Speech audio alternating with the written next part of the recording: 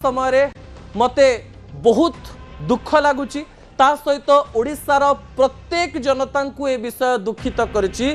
जो घटना आपण केवल ओडिशा गणमाध्यम रे देखुना, आपण इंग्राजी गणमाध्यम, हिंदी गणमाध्यम, तेलुगु गणमाध्यम, तमिल गणमाध्यम, जेते सब भाषा अच्छी सबु गणमाध्यम रे खबर प्रकाशित होछि, जहाँकि व्यक्तिगत भाव में मते दुखित करिछि।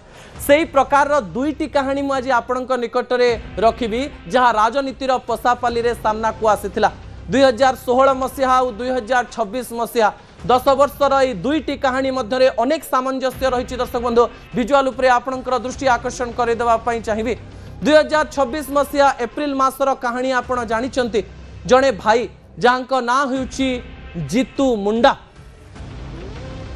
केउझर रे बैंक को जानती निजर भौणींकर कंकाल को नहीं एवं कांधरे बोही बोही जाउथां। खरा दिन पिचुरे चाली चाली जाउथांती, से गोड़ ताती जाउथाय।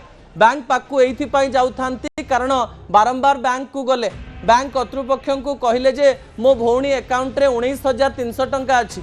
गरीब लोक पई 19,300 टंका केते आपण जानिथिबे, एई टंका देई दियंतो।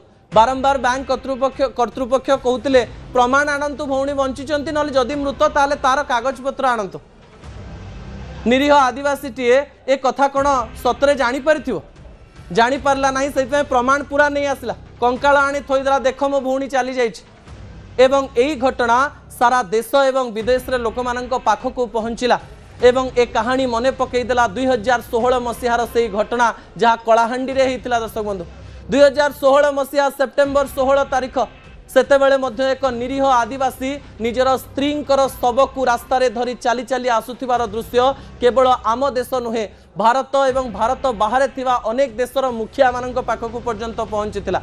एवं 2016 मसीह एही घटना पाई नवीन सरकार बहुत बदनाम होइथिले एवं 2026 मसीह एही घटना मोहन सरकार को मध्य बदनाम करिछि।